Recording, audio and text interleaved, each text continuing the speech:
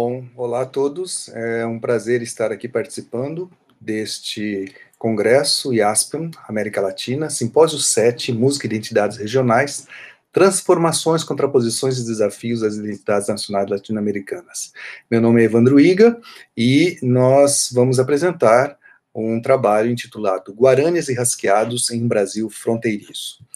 Este trabalho está feito a partir do nosso livro, chamado Para Fazer Chorar as Pedras, Guaranias e Rasqueados em Brasil Fronteiriço, que foi lançado em 2019. Então, nós selecionamos alguns pontos importantes desse livro para fazer essa comunicação. Então, nós vamos primeiro trazer aqui algumas considerações sobre a música paraguaia no Brasil, especialmente nos séculos XIX e primeiras décadas do século XX. Nós temos aqui a região de Mato Grosso do Sul, que é o meu estado. Eu moro em Campo Grande, trabalho na Universidade Federal de Mato Grosso do Sul, em Campo Grande, e nós podemos ver que Mato Grosso do Sul está no centro da América do Sul, com uma larga fronteira com o Paraguai. E é justamente a partir dessas fronteiras que nós vamos ver, após a Guerra da Tríplice Aliança, no século XIX, a presença de muitos paraguaios e descendentes de paraguaios habitando essa região sul de Mato Grosso do Sul, essa região aqui. Esses paraguaios e descendentes eram trabalhadores que eram chamados de bugres ou abugrados, né? Eles eram trabalhadores principalmente da área rural. Nós vamos ver que esses trabalhadores foram braço importantíssimo na extração e beneficiamento da erva mate nativa. Nós vamos ver também que eles foram os trabalhadores principais dentro das grandes fazendas de criação de gado, e dentro do contexto das cidades, eles acabaram exercendo muitos ofícios urbanos, como barbeiros, sapateiros, enfim, principalmente os ofícios que trabalham com o couro.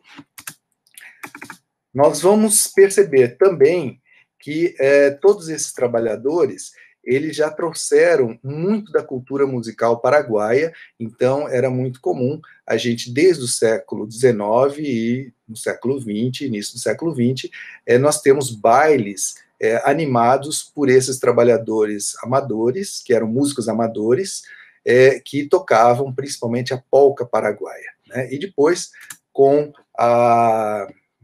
o surgimento da guarânia, passaram também a cantar guarânias. No Paraguai, como que a guarânia se construiu enquanto símbolo máximo da identidade nacional paraguaia, né? Então a gente pode chamar de paraguaidade. Na década de 20, nós temos a figura central do José Assunção Flores, que criou um tipo de polca evolucionada, que ele chamava, seria uma polca paraguaia urbana, que também tinha aqui um toque de música erudita. Por exemplo, ele compôs um trio para piano, violino e violoncelo, intitulado Jejuí, e um conjunto de canções que ele foi construindo com um pouco mais de sofisticação formal, se a gente comparar com as polcas paraguaias, que eram muito mais simples. Na década de 30, a guarânia acaba se legitimando no Paraguai como um gênero musical em forma de canção. Então, aquele conjunto de canções que já tinham sido feitas lá desde a década de 20, elas passam a ser conhecidas como guarânias a partir da década de 30. É nessa década também que o José Assunção Flores, por questões políticas, vai se exilar em Buenos Aires. Aliás, não só ele, mas grande parte dos intelectuais e artistas paraguaios acabam se exilando na Argentina. Nós vamos ver também que na década de 30 nós temos a instauração de uma política revisionista no Paraguai e uma construção da noção de paraguaidade, né, através da restauração da figura do Solano Lopes e a revalorização do idioma guarani. E na década de 30, uma das guaranias mais conhecidas é Índia, que é de autoria do José Assunção Flores, e com letra do Manuel Ortiz Guerreiro, se torna uma das 3 canções nacionais paraguaias por decreto do presidente da República. Mesmo tendo o José Assunção Flores, seu autor, Exilado, na Argentina, Índia se torna uma das 3 canções nacionais, junto com Campamento Cerro León, que é uma polca paraguaia anônima, e Cerro Corá, uma polca paraguaia de autoria do Hermínio Jiménez. E nós vamos ver também que, a partir da década de 40, a guarânia se torna também um gênero de música sinfônica, uma espécie de poema sinfônico, e esse processo de transformar as guarânias em poemas sinfônicos é denominado hierarquização de la guarania. Bom, vamos pensar agora como que essa música paraguaia ela entra no Brasil, primeiramente através dos sertões, das zonas rurais, e depois migra para as periferias das cidades. Então, nós temos que pensar primeiro daqueles músicos que a gente falou lá no começo, os bugres e abugrados, né, que na região fronteiriça animavam os bailes e as festas aqui da região sul de Mato Grosso do Sul. Muitos músicos paraguaios também começam, a partir da década de 30, a atuar no Brasil, inclusive começaram a fazer gravações, principalmente em São Paulo. Né? Nós vamos perceber também que nós temos o movimento contrário, né? Ao mesmo tempo em que esses músicos paraguaios vinham para o Brasil para trabalhar, vários músicos brasileiros de São Paulo começam, por curiosidade, viajar às fronteiras paraguaias. Então a gente vai ter o Capitão Furtado, em Opá, em Ofio, em Afia, Mário Zan, Rielinho, Raul Torres, talvez, há uma dúvida se realmente ele veio para essas fronteiras ou não, que vieram atrás dessa música que os intrigava tanto, né? Essa música paraguaia que tinha as suas peculiaridades formais. E nós vamos ver que esses músicos paulistas acabaram ressignificando a música paraguaia. Né? Então, os músicos mais importantes dessa área, que é a área de música, na época se chamava música caipira, nós vamos ter o Palmeira, o Capitão Furtado, que foi um dos que fez as viagens para cá, o Mário Zan também, o Iopai, José Fortuna, que fez as versões de Índia e Meu Primeiro Amor, e Lerrania, que ele intitulou de Meu Primeiro Amor, as Irmãs Castro, que eram 2 cantoras de Bauru, que fizeram um enorme sucesso também no Paraguai, e a dupla Cascatinha e Inhana, que em 1952 gravou um mítico disco 78 rotações, com Índia e Meu Primeiro Amor, né, um de cada lado do disco, e que foi um grande sucesso no Brasil. Então, a gente está falando aqui da construção de uma música caipira, sertaneja no Brasil, onde essa música de inspiração paraguaia, as guarânias e as polcas, mas principalmente as guarânias, vão acabar se ressignificando em novos gêneros musicais no Brasil. Então, vamos fazer uma rápida retrospectiva sobre como que a música caipira sertaneja foi sendo construída no Brasil. Então, nós temos aqui 3 momentos bastante importantes. Em 1929, o Cornélio Pires, que era um contador de causos e era um animador cultural, um agente cultural, poeta também, jornalista de Bauru, ele resolve gravar discos com músicos amadores do interior de São Paulo, especialmente da região de Botucatu, que era a sua cidade, e a gente vai ter aqui as primeiras gravações de música caipira em disco, e que foi um grande sucesso, né? Ele conseguiu vender todos os discos e iniciou aí um segmento de gravação e comercialização de música caipira nas gravadoras. Mas essas gravações do Cornélio Pires, elas têm que ser vistas como ressignificações das práticas rurais, porque aquelas músicas, aqueles gêneros musicais como as modas de viola, os desafios, os cateretês, etc., que eram feitos na zona rural, eles tiveram que se adaptar às condições técnicas dos discos 78 rotações, e todas elas tiveram que caber dentro de um tempo estipulado de 3 minutos e pouco. Então, nós já temos aqui o que posteriormente passou a ser conhecido como, entre aspas, a verdadeira música caipira. Nós vamos ter aqui uma ressignificação daquelas práticas musicais das zonas rurais de São Paulo. Outro momento importante vai ser entre 1954 e 56, com a circulação da Revista da Música Popular no Rio de Janeiro, que defendia o autêntico samba carioca, né, entre aspas, e o verdadeiro folclore brasileiro, onde entrava aqui a música caipira, que deveria estar sempre em oposição às invasões estrangeiras, que a revista chamava de estrangeirismos, né? Vale lembrar que esses estrangeirismos eram principalmente os gêneros musicais latino-americanos, como bolero, guarânia, enfim, né, os gêneros musicais latino-americanos. Por quê? Porque um apêndice da revista da música popular trazia textos sobre jazz norte-americano. Então, o jazz ele passa a ser legitimado pela revista da música popular como um estrangeiro possível dentro do Brasil, né? Outro momento importante vai ser, né, entre 58 e 59, em São Paulo, quando circula a revista Sertaneja.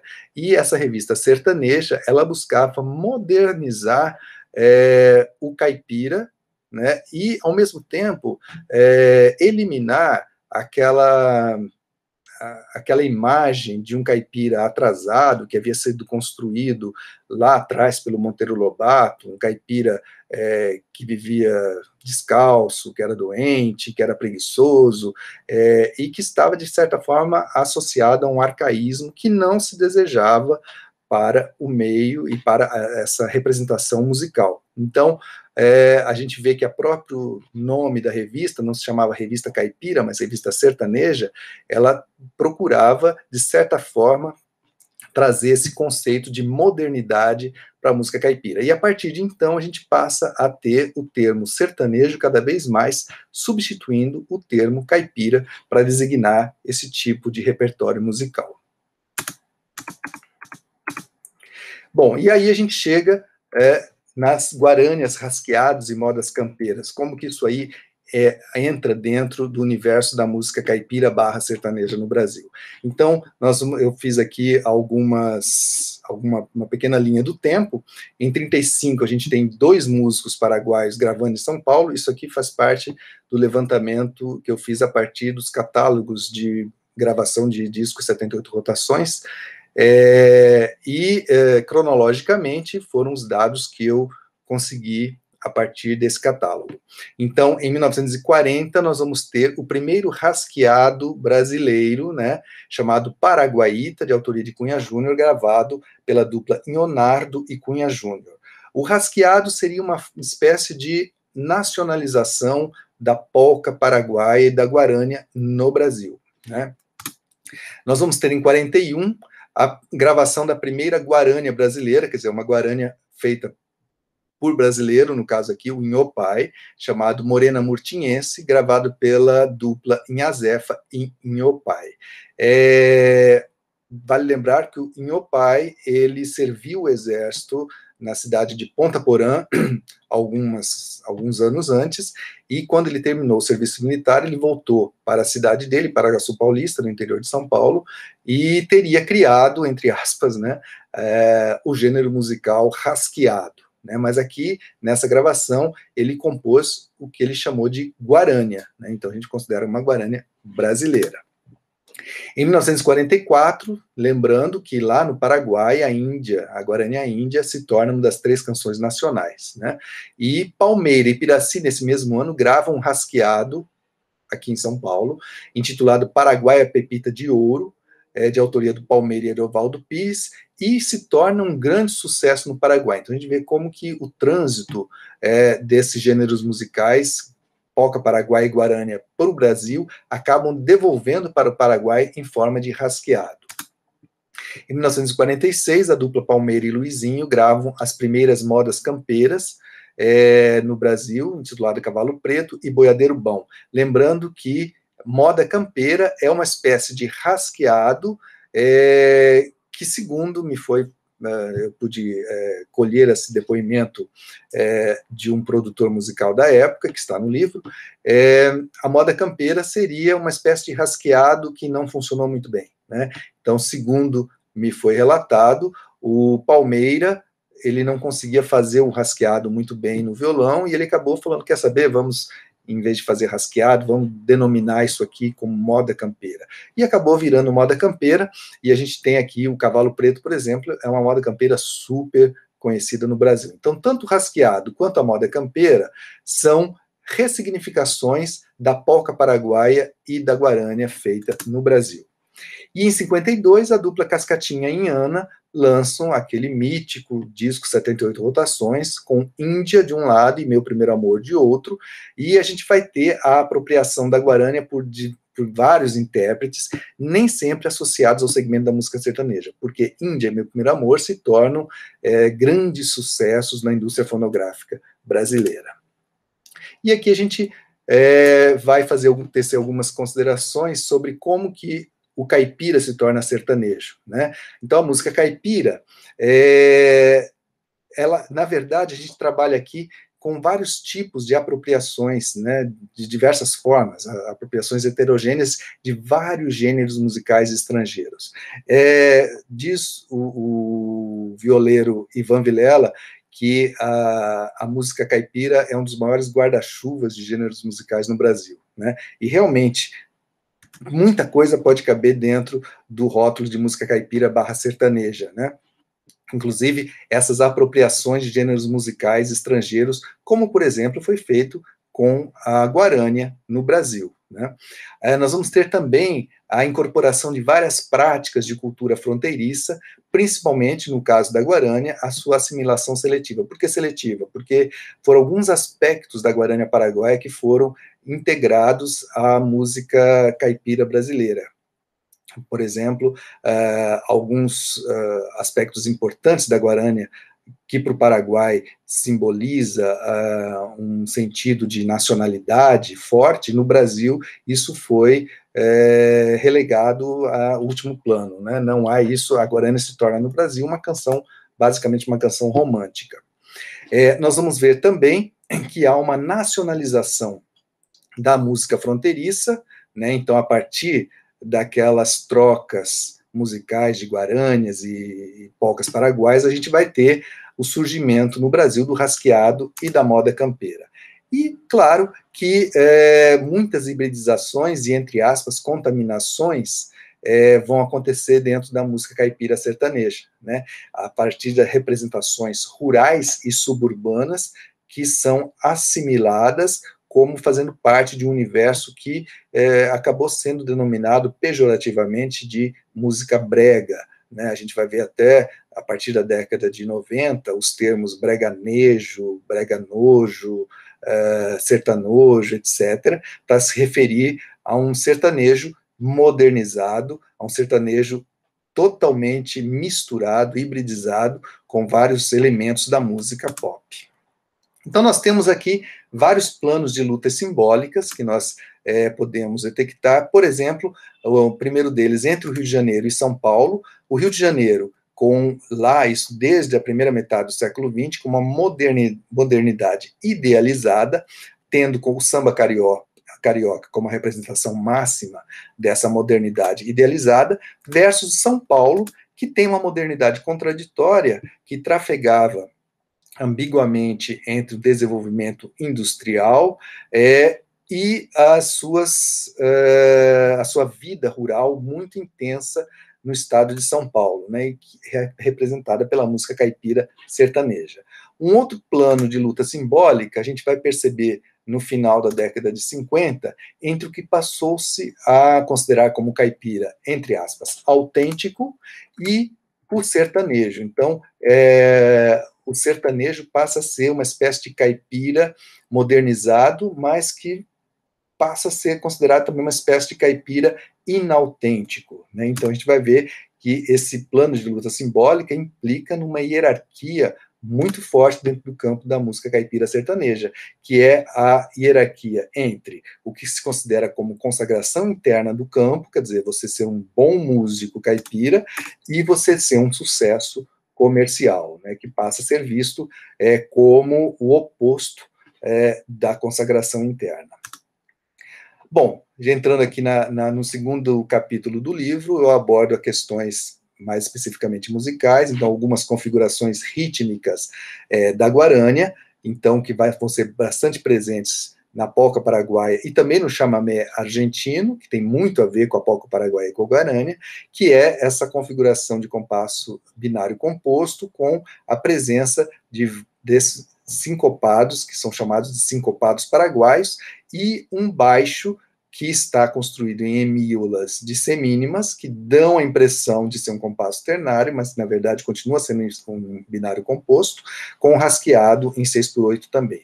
Essa configuração vai ser encontrada em guarânias clássicas, como Recuerdos de Pacaraí, Noites do Paraguai, por exemplo.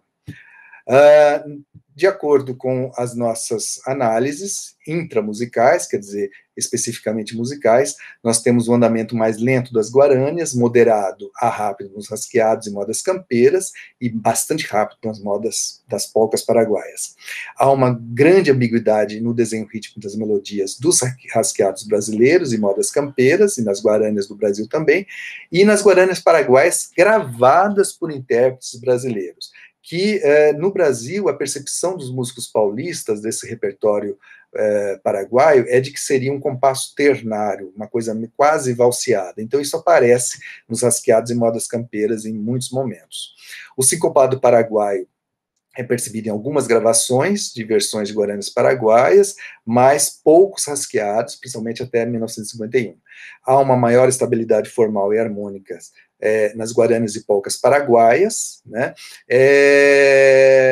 E nós vamos ver que essa estabilidade formal e harmônica, ela vai estar presente principalmente no formato AB, nas guarânias paraguaias, nas brasileiras, rasqueados e polcas paraguaias.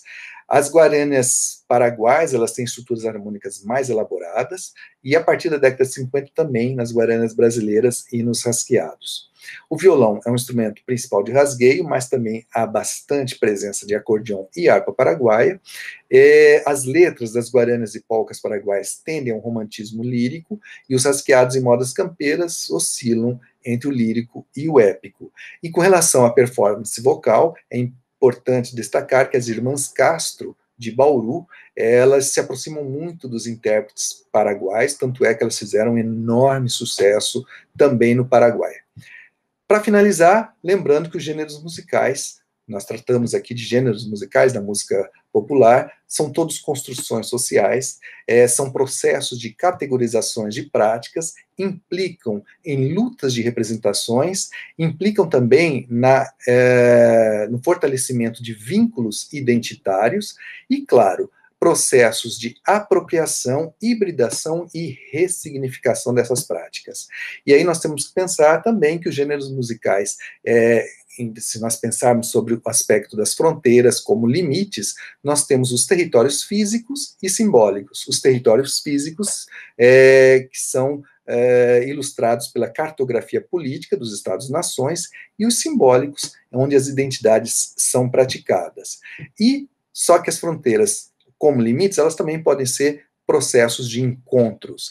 Como territórios físicos, as fronteiras não pertencem a ninguém. Essa frase é do historiador Michel de Certeau. E como território simbólico, as fronteiras são um espaço perfeito para a descoberta do outro. Bom, e essas são as referências que estão, algumas das referências que estão no meu livro, e eu agradeço a atenção de vocês. Muito obrigado.